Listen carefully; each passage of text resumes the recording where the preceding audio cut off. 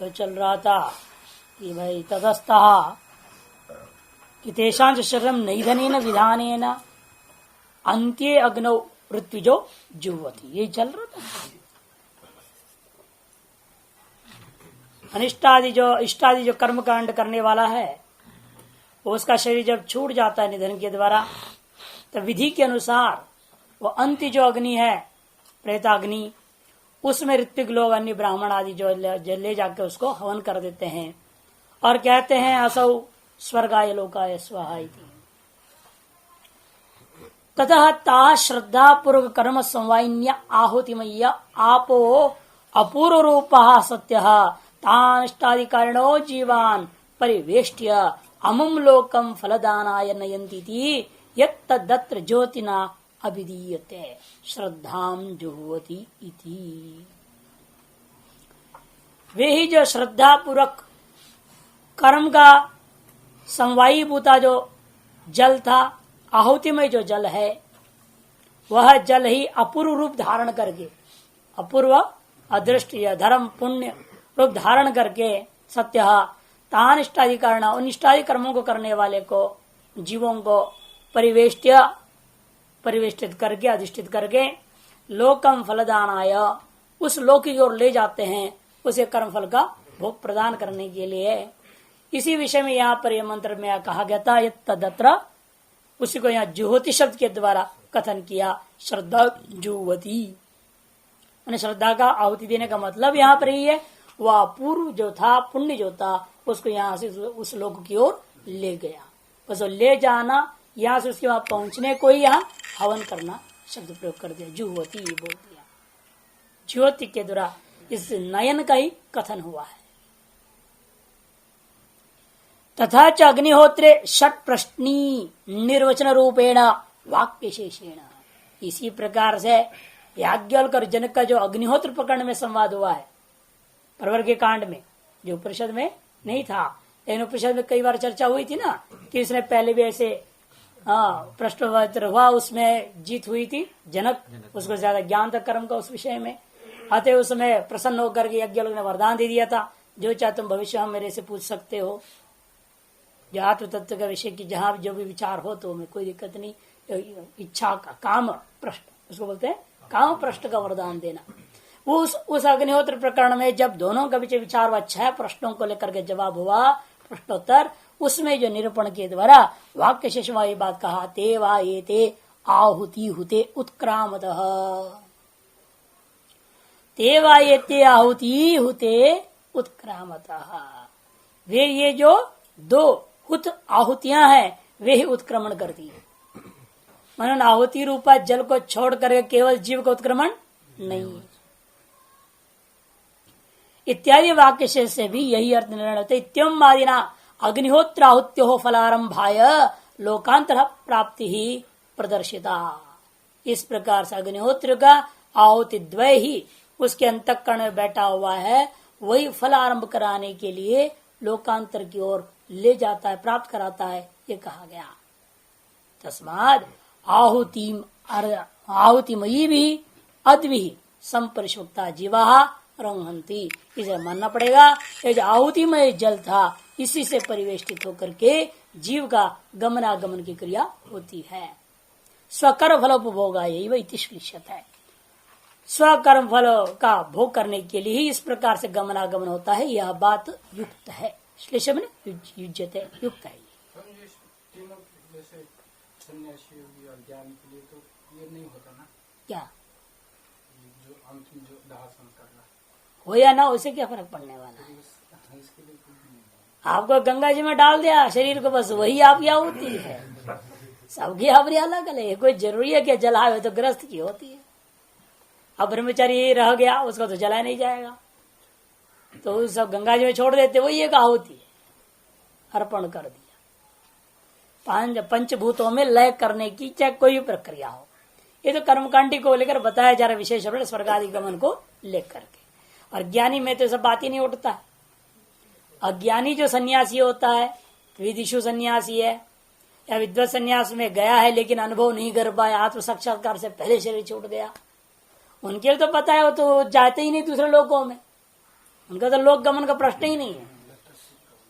उनको तो यहीं पर दोबारा जन्म हो जाएगा। श्रीमताम कुले, भगवान ने कहा ना गीता में, योगी नाम श्रीमताम कुले, वो तो यही जन्म लेना है उसको, तो आगे आना जाना है नहीं उसका। यही बार बार जन्म मिलेगा। जब तक मुक्ति मार्ग में चलते रहेगा तब तक आपको भी यही मिलते रहेगा जन्म।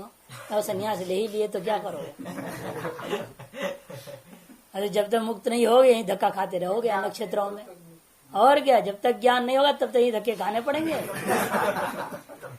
इसलिए जल्दी कर लो ज्ञान, अनुभव कर लो, नहीं तो अन्य क्षेत्र फिर धक्के खाने पड़ेंगे, आने पड़ेंगे।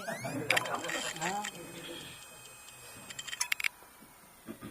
कथम पुनरिष्ट इदम इष्टाधिकारिणाम स्वकर फलोपभोग रंगण प्रतिज्ञायते।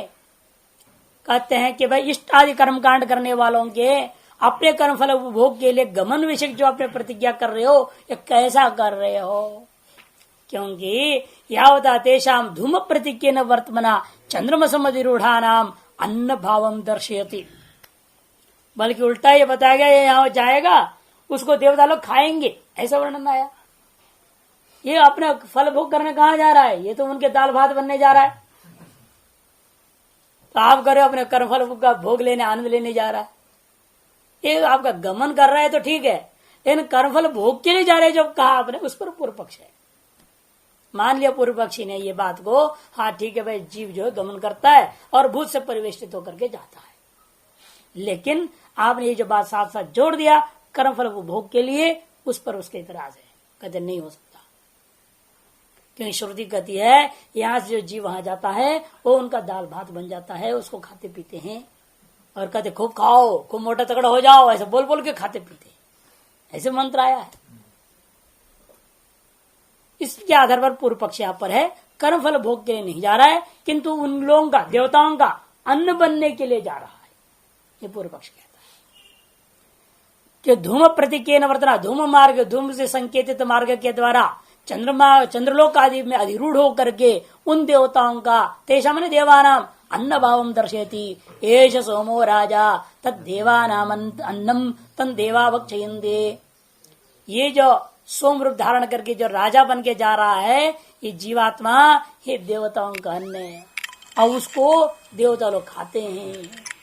तन चंद्रम प्राप्य अन्नम भवन्ते ता सत्र देवा यथा सोमम राजानम आप्य स्वपक्षीय स्वेत्यवम एनास्तत्र भक्षयन्ति। ये समस्त जीव कर्मकांडी यहाँ से जाकर चंद्रमा लोक में जब पहुंचते हैं, वहां पहुंचते ही वो अन्न हो जाते हैं।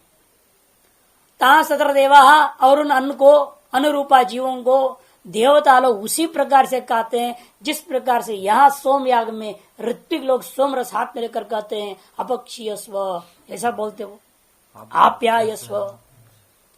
हाँ, तुम जो है इसको खा करके और वृद्धि को प्राप्त हो जाओ, इस तरह से शब्दावली प्रयोग हुआ है वहां। आप्यायस्व, अपक्षीयस्व, इन शब्दों को बोल करके यहाँ पर सोमयाग में ऋत्विक लोग सोम का पान करते हैं। जैसे एवं एवं उसी प्रकार से एनान, इन जो जीवों को तत्र उस चंद्रलोक में देवाहा भक्षयन्ति, वो भी ऐसे ही बोलते हैं आप्यायस्व अपक्षीयस्व, बोलते बोलते एक दूसरे को खिलाते हैं और खाते हैं। इति च समान विषयम श्रुत्यंतरम, इस प्रकार से चांदोग्य में भी है और बृहदारण्यक में भी है। न च व्याघ्रादि देवैर भक्ष्यमाणा नाम उपभोग संभवति। जैसे व्याघ्रादि जैसे बकरी आदि को खा जावे, वैसे देवता जैसे इन जीवों को खा रहे हैं, तो कर्मफल का क्या आनंद मिल रहा होगा उसको उस समय में। कोई आपको पकौड़ी बना के छान के खा रहे हो तो आपको खुशी होगी, उसमें सुख मिलेगा क्या? तो हो ही नहीं सकता सुख उसमें। और आप अगर कर्मफल का भोग करने के लिए जा रहे हैं, परस्पर विरुद्ध बात है, ये उचित नहीं है, कहता है पूर्व पक्ष। व्याघ्रादि के द्वारा जैसे खाए जाते हैं जीव, जैसे उन जीवों को बड़ा दुख होता है, उसी प्रकार से देवताओं के भक्ष्यमानी जीवों को भी कर्मफल भोग नहीं है, ये महान दुख ही है, नरक के समान हो जाएगा उनको वहां। इसलिए कोई स्वर्ग आदि के लिए कर्मकांड करेगा ही नहीं। अत उत्तरम पढ़ते तो जवाब देते हैं भागतम व अनात्म वित्ता तथा ही दर्शयति। भागतम, या तो उसको गौण मान लो, तो सारे क्यों? कारण है कि देवता खाते पीते नहीं, ऐसे भी तो श्रुति है, केवल देख करके तृप्त हो जाते हैं, ऐसा बोला है। है ये नहीं, वो श्रुति फिर क्या होगा। इसे इस श्रुति को गौण मानना पड़ेगा कि उस श्रुति के आधार पर वे खाते पीते हैं नहीं। एक बात तो यह है, इसलिए इसको गौण माननी पड़ेगी इन श्रुतियों को, वो मुख्य है अतः ये गौण मानना पड़ेगा। वो मुख्य क्यों है इसका पूरी केवल वही एक श्रुति नहीं, अनेक पुराण आदि भी है जहाँ साफ बोलते हैं संकल्प मात्र से स्मरण किया तृप्त हो गए, उनको कोई चीज खाने की जरूरत नहीं, पीने की जरूरत नहीं। ये खाएंगे पिएंगे फिर उनको भी तो बिना दुनिया बीमारी होगी, हार्ट ट्रबल हो जाए, कहीं कुछ हो जाए नहीं। जैसे यहाँ हम लोग खाते पीते सब बीमारियां आती हैं, वो खाते पीते नहीं इसलिए सदा 16 साल के होते हैं और स्वस्थ रहते, कभी बूढ़े नहीं होते। ये अन्न का खाने से हम लोग हम खा रहे नहीं, अन्न हमें खाता है, वास्तव में उल्टा होता है। हम लोगों की सोच ही गलत है। हम लोग बढ़िया माल खाए, इन्हें वो जितने बढ़िया माल अंदर गए वो बढ़िया माल आपको खा जाते हैं, गुण बन जाता है, खराब करते जाते हैं, सब बालों को सफेद कर देते हैं, धीरे सारी बीमारियां आ जाते हैं। इसलिए कहते हैं कि भाई वहां तो ये बात संभव नहीं है खाना पीना, इसलिए इसको गौण मानना चाहिए। अथवा जैसे आप सब्जी खाते हैं ना, दाल खाते हैं, वो जीव नहीं है, उसमें भी जीव है, उसको आप खा जाते हैं। वो जीव ये ऐसी अज्ञान अवस्था है, आप उसको खा रहे तो चिल्लाता नहीं बचाओ बचाओ करके, अज्ञान की ऐसी स्थूल अवस्था है, अतः वो आपको जैसे चिल्लाता नहीं, आप खाते पीते मजे से कुछ नहीं बोलता है। वो यदि चिल्लाने लग जाए तो खाओगे कैसे, बड़ा मुश्किल हो जाएगा। यदि आप रोटी खाने लग जाए, रोटी चिल्लाने लग जाए बचाओ बचाओ, तो खा ही नहीं पाओगे। आप तो बड़े आनंद से लाते खाते ना, खूब मुंह से पानी भी निकलती है, जो बढ़िया बढ़िया माल होता है आराम से खाते हैं, वो नहीं हो पाएगा। तो अज्ञान की एक अवस्था विशेष माननी पड़ेगी ना, वो जीवों को आप खाने पर भी वो जीव चिल्लाता नहीं, जैसे उसी प्रकार जीवों को आप खाते भी मान लिया जाए तो भी आपत्ति नहीं है। उन देवताओं की अपेक्षा से ये सब सब्जी दाल, जैसे आपके लिए सब्जी दाल है वैसे उनके लिए सब्जी दाल जैसे रह जाते हैं, और उन्होंने अपने जीवन की उसी में चरितार्थता मानेंगे। वो यदि गोभी को सड़ने दो तो दुखी होता होगा वो, जब आप उसका बढ़िया सब्जी बना के खाएंगे तो कहेगा हाँ मेरा जीवन धन्य हो गया, आज जो है अमुक ने जो मेरा बना करके खा लिया सब्जी। पुष्प की चरितार्थता उसी में है कि वो भगवान पर चढ़ जाए, है कि नहीं, किसी की जो है सम्मान में लग जाए। जब मुर्दे का ही सम्मान है उसमें तो फूल चढ़ाते हो, इसीलिए किसी का भी हो आदर आदि के प्रयोग हो गया तो उसका जीवन उसी में सफल मानी जाती है, वही उसका कर्मफल भोग है, जो अपने आप को अर्पण करके दूसरे को सुखी कर दिया। इसी प्रकार जीव वहां देवताओं को अपने आप को अर्पण करके सुख दे रहे हैं और उसी में अपना जीवन की चरितार्थता माने, यही उनका कर्मफल भोग मानो। इसे कहते हैं अनात्मवित्ता, वो अनात्मक ज्ञानी है ना, इसलिए उसको कोई खा भी रहा है तो कोई आपत्ति नहीं। तथा ही दर्शयति, ऐसा इस श्रुति ने भी दिखाया। अथ यो अन्याम इत्यादि श्रुति। वाह शब्द चोदित दोष व्यावर्तनार्थ, जो वाह शब्द यहाँ आशंकित दोष को व्यावर्तन करने के लिए है। भागतम ऐशाम अन्नत्वम न मुख्यम, इनमें जो अन्नत्व है वह मुख्य नहीं है, वो गौण है। पहला पक्ष, मुख्य ही अन्नत्व है, स्वर्ग काम यदि जातीय का अधिकार श्रुति उपरुध्यता। दर्श वर्णवासाभ्याम स्वर्ग काम इत्यादि जो कर्मकांड के विधायक हैं, फल स्वाम्य संबंध बोधक का अधिकार विधियां हैं, वो सारी अधिकार विधियां अनर्थक हो जाएंगी। इसे मानना पड़ेगा, जाएगा अपना फल भोग जो भी है उसको भोग जरूर करेगा, अधिकार श्रुतियां उपरुद्ध हो जाएंगे। चंद्रमंडले चेत इष्टाधिकारिणाम उपभोगो न स्यात्, किमर्थम अधिकारिणः इष्टादि आयास बहुलम कर्म कुर्यु। यदि चंद्रलोक आदि में जाने के बाद इन इष्ट पूर्त कर्मों को करने वाले जीवों को किसी प्रकार का फल प्राप्त नहीं होता, फिर तो दुनिया में लोग इन कर्मों को क्यों करते? यदि नहीं मिलता है तो न स्यात् तरी किमर्थम अधिकारी ना, अधिकारी हो अपने आप को अधिकारी मान करके अधिकारी लोग जो है इष्ट आदि जो आयास बोल है उन कर्मों को क्यों करें?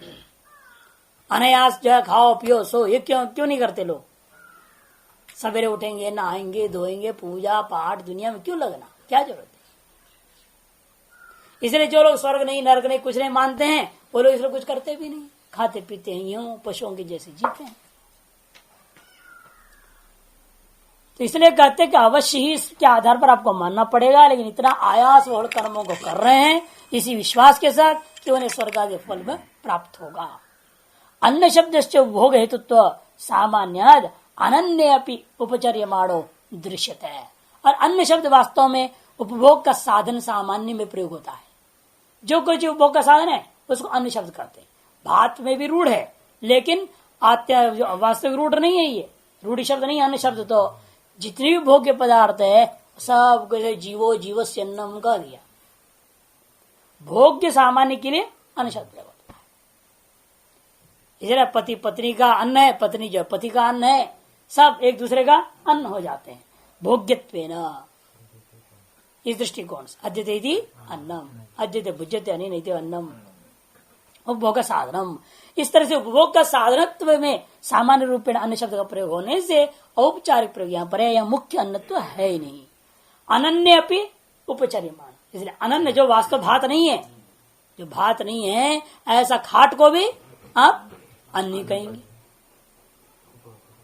वस्त्र भी अन्न ही है, बिस्तर भी अन्न है, कार घोड़ा सब अन्न है। हर चीज में अनन्न में भी अन्नत्व का औपचारिक प्रयोग हो जाता है। क्यों? उन अनन्नों में भी अन्न के तुल्य भोग साधनत्व है। यथा विशो अन्नम राज्याम पशो अन्नम विषामिति, जैसे व्यवहार होता है।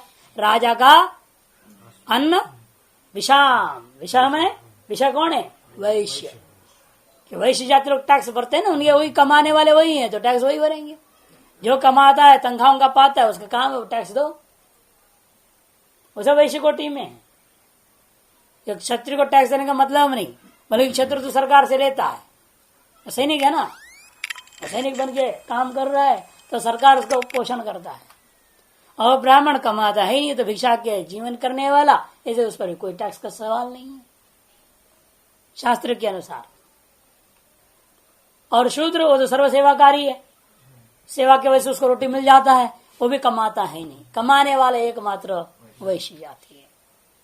इसलिए वो जिस प्रकार से राजा का अन्न करके कह दिया गया, और वैश्य भी कमाता कैसे? अनेक प्रकार के व्यवसाय से, उसे पशुवादी पालन भी उसका है तो पशु उसका अन्न कह दिया गया। पशवो अन्नम विषाम, और पशु क्या है? वैश्यों का अन्न है, क्षत्रिय का वैश्य अन्न है। जिस प्रकार से व्यवहार हो रहा है, अनन्न में भी अन्न का व्यवहार हो गया। ये तो नहीं राजा एक एक वैश्य को बुलाकर रोज एक को काट के खाएगा, ऐसे तो होता नहीं है। इसलिए अनन्न में अन्न शब्द का प्रयोग लोक में तो हो ही रहा है, तद्वत यहाँ शास्त्र में भी समझ लीजिए। तस्माद इष्ट इष्ट स्त्री पुत्र मित्र भृत्यादि गुण भावोपगतैर इष्टाधिकार भी यद सुख विहरणम देवानाम तदेव ऐसा भक्षण में प्रेतम न मोदकाद चरवणम निगरणम वा। इसीलिए जैसा इष्टकारी के लिए अपना पत्नी होते हैं, बच्चे होते हैं, मित्र होते हैं, नौकर होते हैं, इनको उपभोग करता है नहीं वो यजमान, अन्न तो के समान उनको उपभोग करता है। उसके उपभोग का साधन है स्त्री है, पुत्र है, मित्र भृत्यादि। ठीक उसी प्रकार से ये स्त्री पुत्र आदि में अन्नत्व का व्यवहार हो जाता है, उपभोग साधनत्व का व्यवहार है। तद्वत यहाँ पर गुण भाव उपगत ही, वो सब गौण ही है, मुख्य अन्न तो है ना। स्त्री पत्नी है, बच्चे हैं, सब मुख्य अन्न नहीं है, फिर भी उनमें अन्नत्व व्यवहार हो जाता है। यदि वे गुण भाव को प्राप्त हुए वस्तु हैं, उस इष्टाधिकारी भी यद सुख विहरणम, इसी प्रकार वहां पर भी इष्टाधिकारियों के द्वारा जो सुख विहरणम देवानाम तदेव, वही देवताओं को तृप्ति देता है, आनंद देता है। देखो हमारा पूजा करता था, चेला आ गया, बड़ा खुश हो जाते। देवता लोग बहुत खुश होते हैं जब यहाँ से मरा हुआ आदमी स्वर्ग पहुंच जाता है। जो वहां से इतना हमारा जो है परोक्ष रूप में सेवा करता था और अब अपरोक्ष रूप में सेवा करेगा, इसे बहुत खुश होते हैं। और ये भी खुश होता है, स्वर्ग में गया, मेरे को देवताओं का साक्षात दर्शन हो रहा है, मैं देवता की सेवा कर रहा हूं, वही उसके लिए सुख है। इसलिए दोनों को सुख मिल रहा है, इसमें वास्तव में कोई दुखी नहीं है। जैसे स्त्री जब पत्नी है या पुत्र है अपने माता पिता की सेवा कर रहे हैं, पत्नी जब पति की सेवा करती है उसे सुख नहीं मिलता है क्या? ये दुख मिले तो करे कौन? जहां देखती है इससे हमको दुख मिल रहा है तो डाइवर्स कर देती है, इसीलिए नहीं करती है क्या? लेकिन उसको सुख मिलता है तभी तो लगी रहती है बेचारी, 24 घंटा दिन रात लगी रहती है, सारा जिंदगी भर काट देती है। कुछ सुख ना मिले कुछ भी तो क्यों करेगा? तो सुख है तभी सब कुछ है। उसी प्रकार यहां पर भी एक दूसरे का सेवा आदि करने के बावजूद भी वहां भी सुख उसको अवश्य मिलता है। इसलिए दृष्टांत उन्होंने स्त्री पुत्र मित्र भृत्यादि इव गुण भाव गदैर अष्टाधिकार भी यत सुख विहरणम देवानाम, जो देवताओं को सुख का जो है सेवा आदि की तरफ प्राप्ति होती है, देवताओं को सुख का विहरण है, वही इनका यहाँ भक्षण अभिप्रेत है, समझना। तदेव येषां भक्षण, वही देवताओं के लिए या कह दिया भक्षयंती, ये शब्द प्रयोग कर दिया। वास्तव में न मोदकादिवत चरणम निकरणम वा, मोदकादि के समान ये नहीं कि इनको लेके हड्डी इनके जो चबा डालो, ऐसा नहीं होता। ये तो आदमी यहाँ पर बकरे का हड्डी चबाता है, नहीं मांस खाते सब करता है। वहां देवता लोग नहीं, वो सब प्योर वेजिटेरियन है, वो तो देख के तृप्त होने वाले लोग हैं। उससे पूछा देवता तो पीस पीस के देना पड़ता है, बिना पीसे खा नहीं सकता बेचारा।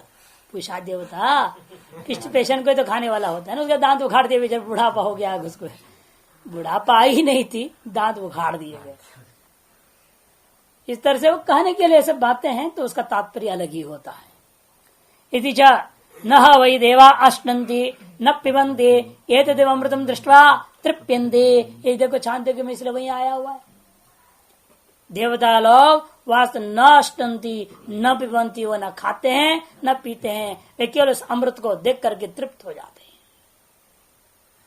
इति च देवानम चरवणादि व्यापारम वारयति, ये श्रुति जो है देवताओं में चरवणादि व्यापार को निषेध किया है, इसलिए वहां भक्षण का अर्थ चरवण पूर्वी का भक्षण नहीं लेना। तेषांच इष्टाधिकारिणाम देवान प्रति गुणभावोपगतानाम अपि उपभोग उपपद्यते राजोपजीवी नाम इव परिजनानाम, इसलिए जैसा देवताओं को इष्टाधिकारी है, गुण भाव को प्राप्त हो गए हैं, वही उनका इसलिए उपभोग हो गया। वो देवताओं के प्रधान और इष्टकारी जो यहाँ से गए हुए हैं, ये सब हो जाए गौण।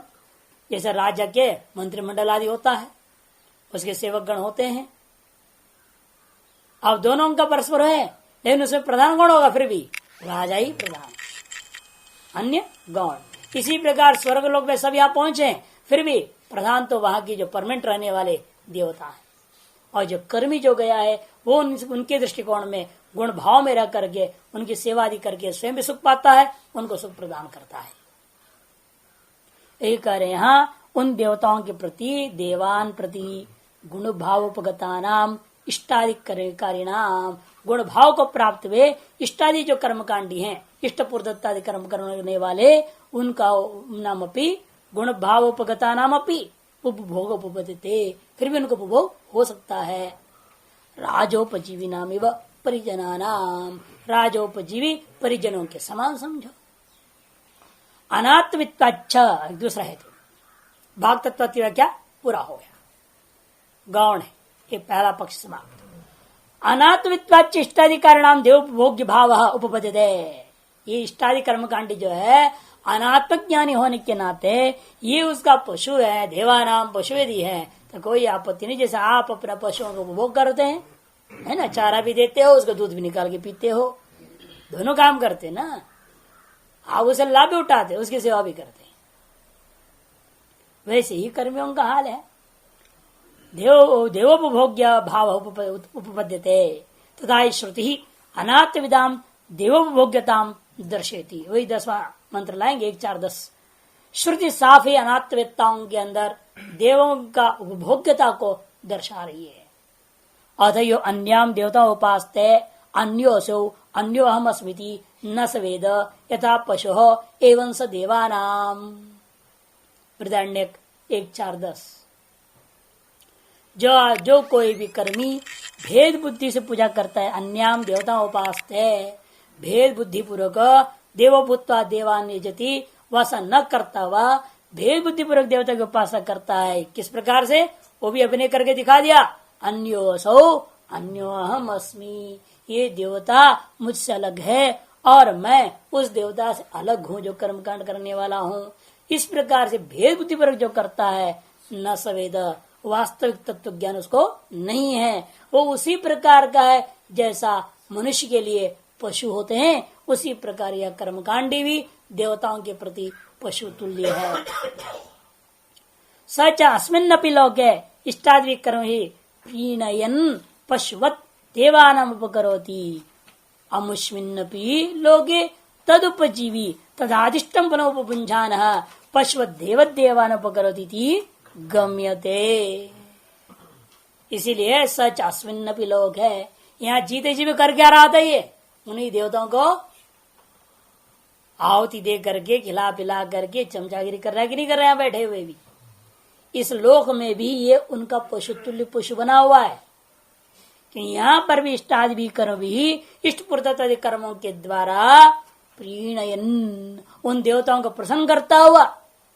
जैसे पशु जो देख रहे हैं आप, जैसे घर का मालिक उठ के खड़ा हो जाता है तो कुत्ते तुरंत करके पूछ हिला करके आगे पीछे घूमेंगे, करेंगे नहीं, चाहे बिल्ली है चाहे कुत्ता है, सब ये तो करते हैं, है ना। तद तो भी कर रहा है, रोज सवेरे उठा प्रजापति स्वाहा, ये स्वाहा वो स्वाहा करे जा रहा है बेचारा, नहीं लगा हुआ है। प्रीणयन्नेव पशुवत देवाना उपकरोति, पशुओं के समान जो है देवताओं को उपकार निरंतर यहाँ रहते हुए कर रहा है, तो आज जगह क्यों नहीं करेगा, अवश्य करता होगा। अमुष्मिन्नपि लोक, इसलिए ऊपर वाला लोक में भी तद उपजीवी उन देवताओं को उपजीवी होकर रह रहा है ना। ये देवता लोग देंगे लो फल खाओ तो खाएगा बेचारा, प्रसन्न होएगा, है हमको देवता ने हाथ अपने हाथ से दिया है। जैसे यहाँ भी होता है, गुरु जी दे दिया, अरे गुरु जी ने हाथ से दिया, बड़े प्रेम से बड़ी श्रद्धा से, है कि नहीं। गुरु का पशु चेड़ा खाता है तो देवताओं का पशु कर्मकांडी है, तो आपत्ति क्या है या नहीं, कोई आपत्ति नहीं। यही व्यवस्था है संसार का। यावत काल पर्यंत अज्ञान है तावत काल पर्यंत इस व्यवस्था को कोई काट नहीं सकता है। इसलिए कहते हैं तो केवल हाँ अमुष्मिन भी लोग तदुपजीवी, देवता उपजीवी होने से तदादिष्टम फलम आगे ना, देवताओं से आदिष्ट जो फलादि है उसी को उपभुंजाना, मैंने फल में आता सुख दुख आदि उपभुंजाना पशु देव देवान उपकरोति, पशु के समान ही देवताओं को उपकार करते रहता है। इति गम्यते अनात्वित्वात् तथा ही दर्शयति अस्य अपरा व्याख्या। अब एक और व्याख्या कर रहे दूसरी हेतु के, केवल भाग तत्वात् का नहीं, जो दूसरा हेतु था अनात्वित्वात् तथा ही दर्शयति, इस हिस्सा जो सूत्र का हिस्सा है उसकी दूसरी भी व्याख्या की जाती है। इत्यस्य अपरा व्याख्या क्या है, अनात्मविदो ही येते केवल कर्मिण इष्टाधिकारिण न ज्ञान कर्म समुच्चय अनुष्ठायिन। कहते हैं कि वे ये तो है अनात्मविद्ता लोग, माने केवल कर्मकांडी अर्थ में, केवल कर्मकांडी ही वहां जाके क्या है उन देवताओं का भोग्य बन जाते हैं। यदि कर्म और उपासना भी किया हो तो वीरवत्तरम फलम भवति, है ना चांदोग्य में। तो वो केवल कर्मी का मामला अलग है, कर्म और उपासना समुचित करके करने वाले का काम अलग है। या ज्ञान का अर्थ उपासना, ज्ञान कर्म समुच्चय में उपासना विशिष्ट कर्म, विद्या और अविद्या है ना, ईशावास्य परिषद में आया, बृहदारण्य में भी आया, विद्या अविद्या विद्या अमृतम तीर्थवा, है ना। ये जो कर्म के द्वारा जो है विद्या अमृतम अष्ट थे, अविद्या अमृतम मृत्युम तीर्थवा, हाँ अविद्या मृत्युम तीर्थवा विद्या अमृतम अष्ट थे, ये जो कहा है वो समुचित है ना, समुचित भाव में ये फल मिलता है। अकेले अकेले करेगा तो नहीं मिलेगा, वो कह दिया तो और घोर अंधकार में चला जाएगा, है कि नहीं। इसलिए यहाँ पर कहते थे को अनात्मवित्वात् तथा दर्शित की दूसरी व्याख्या में ऐसे लेना, अनात्मविद का तात्पर्य केवल कर्मी, केवल कर्मी वहां जाकर के देवताओं को भोग्य हो जाता है, और जो उपासना भी कर देता है वो खुद देवता ही हो जाता है ना। वहां उपासना भले ही है, वो देव भाव को ही प्राप्त कर जाता है, और इसलिए देव भाव को प्राप्त करने लायक कर उपासना किया नहीं था, आज केवल कर्मकांड किया तो सरलोक में जाकर किसी नौकर चाकर बन जाएगा, वहां देवता तो नहीं बन सकेगा वो। इसे कहते हैं केवल कर्मी है ये इष्टादि कारण, न ज्ञान कर्म समुच्चय अनुष्ठान। ज्ञान का तात्पर्य उपासना, उपासना क्रम का समुच्चय करता हुआ अनुष्ठान करने वाले ये नहीं है, जो वे उनकी कहानियां बताई गई है। पंचाग्नि विद्या विद्याम यह आत्मविद्या इति उपचरंती। अनात्वित कैसे बोल दिया? कहते पंचाग्नि विद्या को ही जानने वाले को आत्वित, पंचाग्नि विद्या को ही आत्मविद्या ऐसा व्यवहार कर दिया, गौण व्यवहार।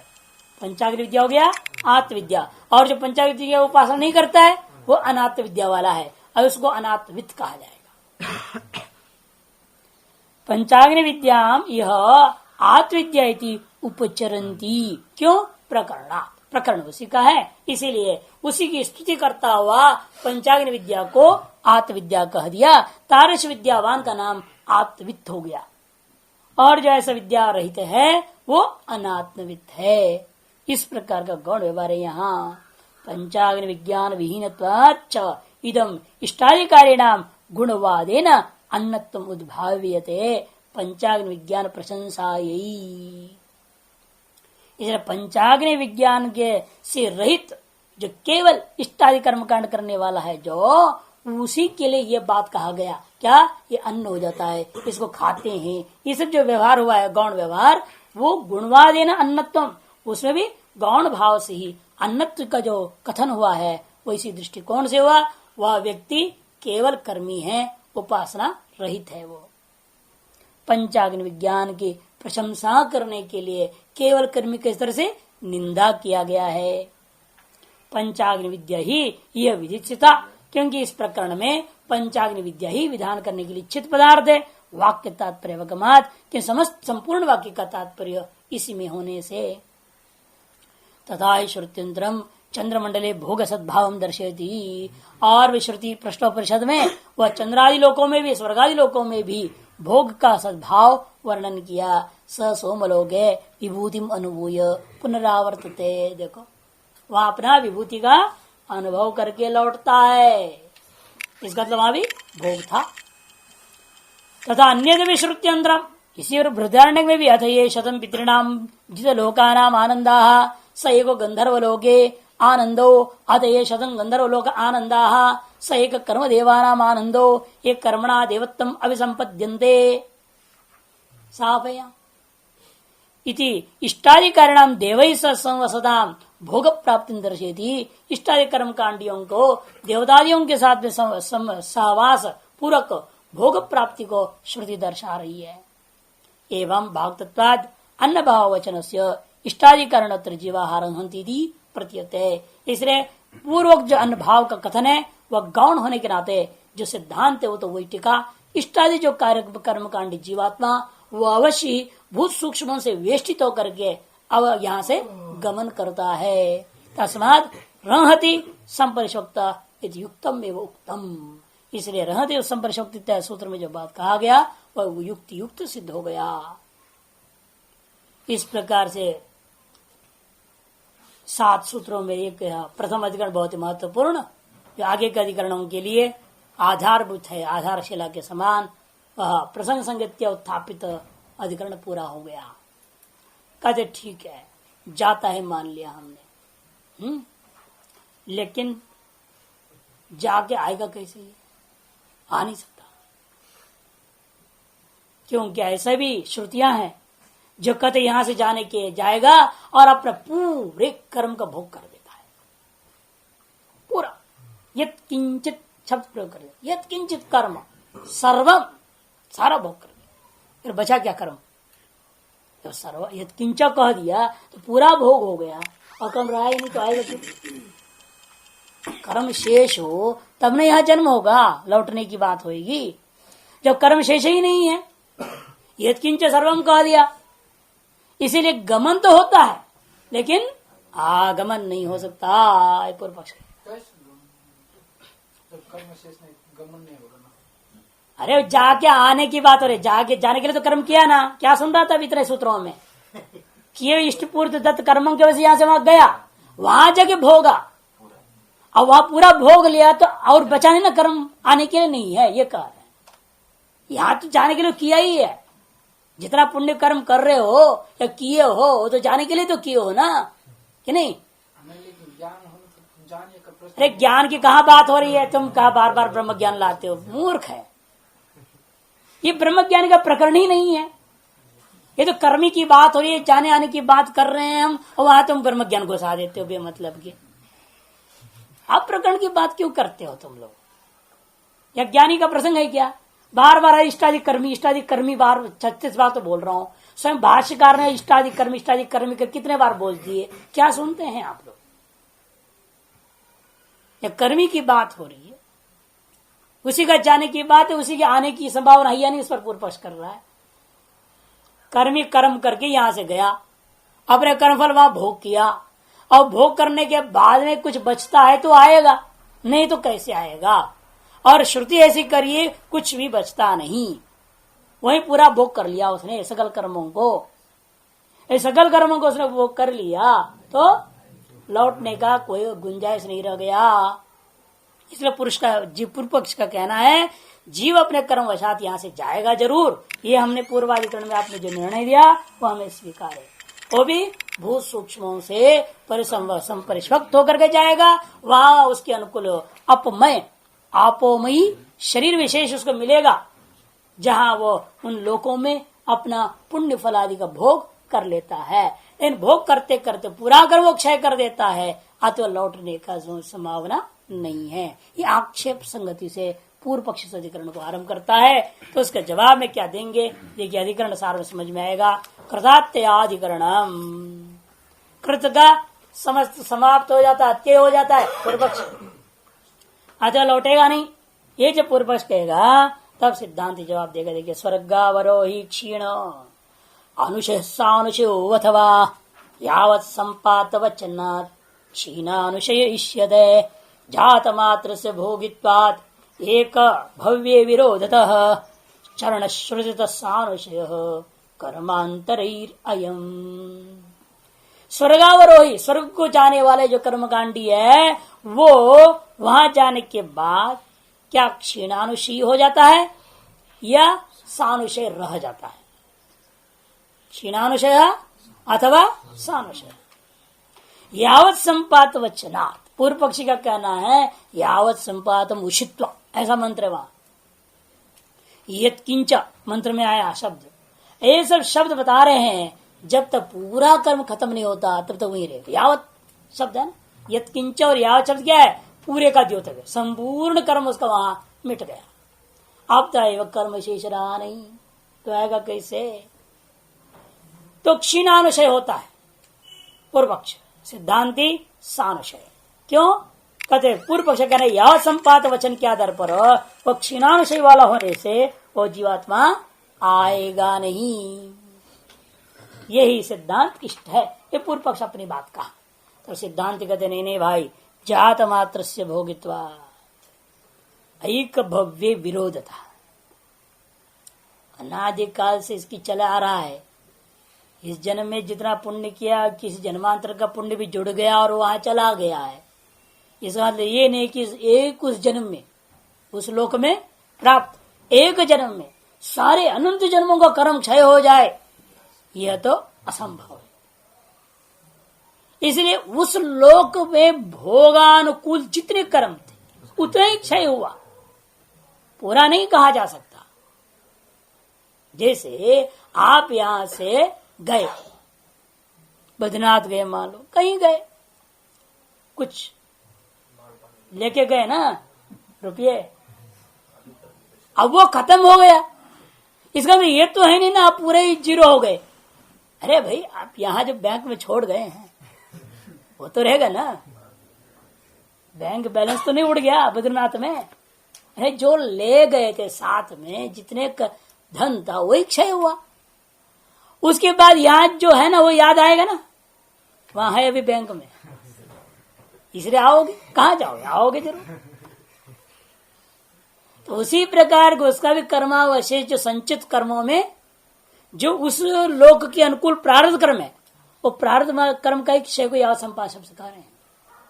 ये सिद्धांत बोलेगा इस लोक से निकलकर उस लोक में भोग करने लायक जितना प्रारब्ध कर्म था उतनी ही का क्षय होने की बात है, समस्त कर्म का क्षय की नहीं है। अतएव कर्मावशेष रह गया ना, उसके संचित कोटि में जो अभी प्रारब्ध फलोन्मुख नहीं हुए थे, स्वरूप योग्यता वाले थे, वे कर्म वहां जो प्रारब्ध कर्म था उसका क्षय होते पर जैसे यहां से वहां जाने के लिए प्रारब्ध कर्म कुछ बन गए थे, ऐसा वहां से यहां आने के लिए उस अंतिम क्षण में प्रारब्ध कर्म बन जाएंगे। उन्हीं संचित में से कुछ फलोन्मुख होकर के अगला जन्म की ओर उसको ढकेल देंगे। ये यही यहाँ पर यह संपाद का अर्थ लेना चाहिए। जात मात्र से भोगित्वात्, कि वहां जन्म मात्र से ही भोग करता है वो बेचारा। हाँ, इसलिए एक भव्य एक जन्म में सारा भोग हो गया, ये बात तो अत्यंत विरोध की बात है। इतना ही नहीं, चरण श्रुति चरण श्रुति भी प्रमाण है इसमें। चरण श्रुति यहाँ प्रमाण देंगे कि वो श्रुति यहाँ पर दिया है आपको बृहदारण्य का, प्राप्यंतं कर्मणस्तस् यत्किंच, ये पूर्व जो कहेगा उसके विरुद्ध में श्रुति देंगे कि जैसा कपूय चरण पापम लोकम है कि नहीं, और जो रमणीय चरण पुण्यम लोकम। चरण आचरण, चरण का तात्पर्य पैर नहीं लेना, आचरण। पुण्य का आचरण किया तो पुण्य जन्म मिलेगा, पाप आचरण का है उसका पाप जन्म मिलेगा।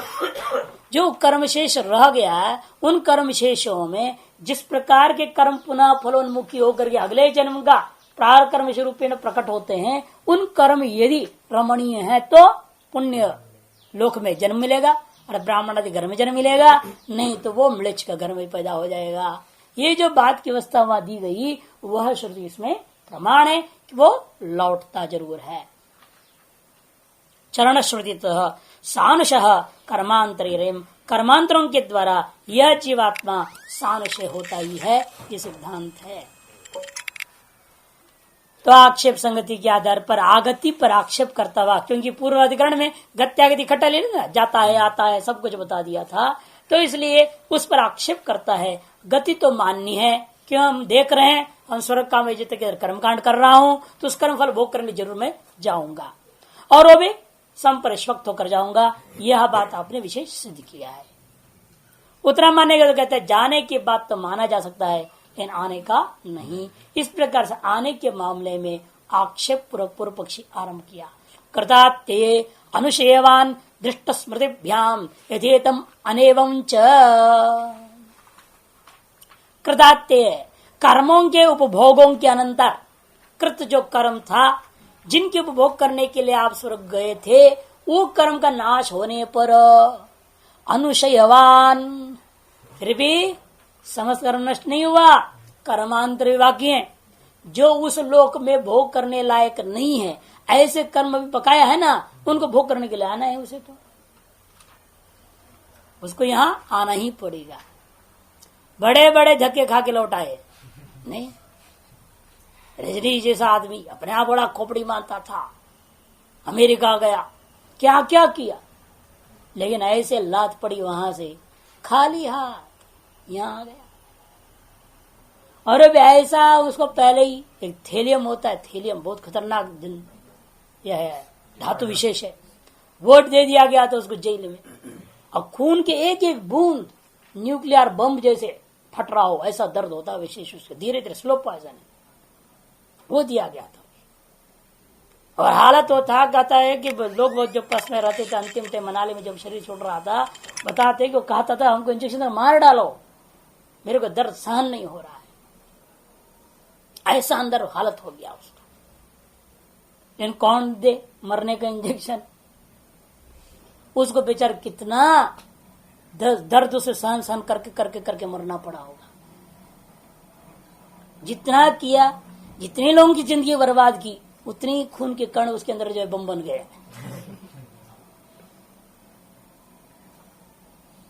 इसी जन्म में तुरंत फल मिल गया, देखो धक्का खाया वहां आ गया, बड़ा एसियों में रहता था, बड़ा सुख भोगा, स्वर्ग जैसे था ना उसके लिए वहां। या फिर लौट गया मरते लोग के जल्दी, अब या मनाली में सड़ सड़ के मर गया बेचारा।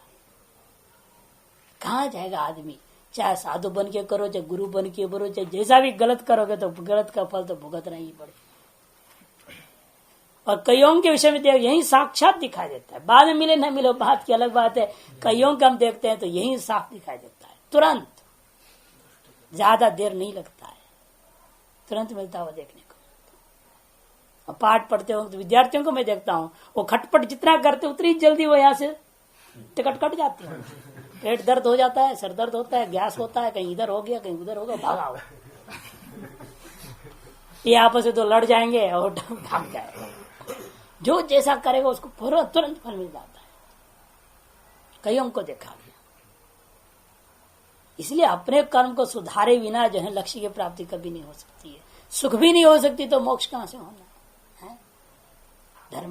धर्मानुसार आचरण नहीं हो। कल वही हम किसी चर्चा बोल रहे, शास्त्र और वैराग्य, ये दो अस्त्र अपने पास है, वो आदमी अवश्य शीघ्र लक्ष्य प्राप्त करे। और जो शास्त्र अनुसार चलना नहीं चाहता है, ऐसे वैराग्य सम्यक नहीं है, वो जो जितना पढ़ ले, जितना कुछ कर लेगा भी, तो लक्ष्य नहीं पा सकता, असंभव। इसलिए बार बार भगवान ने भी गीता में पूरी अध्याय पढ़ाते पढ़ाते 16वीं में आकर अंत में क्या कहते, तस्मात् शास्त्रमेव प्रमाणम ते कार्याकार्ये व्यवस्थित हो। इसको चलो, शास्त्र के आधार पर चलने की कोशिश करो।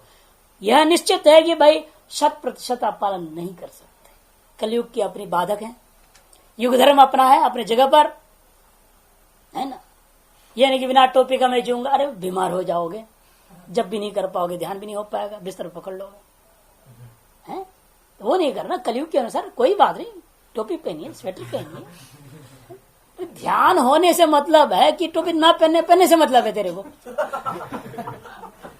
अरे ध्यान हो, हाँ टोपी पहनने से ध्यान नहीं होते तो निकाल दो उसको, हाँ कोई आपत्ति नहीं। तो उसमें क्यों, अरे हमको इतना पहनना पड़ रहा है, क्या महात्मा हूं? अरे ये पहनने से कोई महात्मा या महात्मा हो जाता है क्या? इसे क्या लेन देन? अब कई ऐसे होते, लोग क्या कहेंगे, इतना पहने हो गए तो इसलिए नहीं पहनते। कितने मूर्खता है, समझ में नहीं आती। तुम क्यों आए हो, क्या कर रहे हो, पहनो। अरे पहनने से तुम्हारी साधना होती है कि नहीं, वो देखो दुनिया क्या बोलती, क्या क्या सोच रहा है। ठीक है, 10 कोश ऊपर से पहन लो, 5 कोश तो ही है और 5 कोश सही है, लेकिन ध्यान भजन होनी चाहिए, बस वो इम्पोर्टेंट है। मुख्य लक्ष्य तो वो है, वो होते रहे, चाहे दुनिया में कोई कुछ भी कहे। महाराज ये महाराज तो 25 स्वेटर पहनते, बोलने दो उसको, उसे पता नहीं इस 25 स्वेटर के बदौलत हमारी साधना हो रही है, तो कुछ भी कहने दो उसको। भाई अपना लक्ष्य ध्यान रखना है ना, वो चाहे जैसा भी हो वो मुख्य है, और अन्य चीज से कोई लेने, बाह्य कोई संसाधन का महत्व नहीं है। संसाधन आप कितना उपयोग कर रहे हैं उसका कोई महत्व नहीं।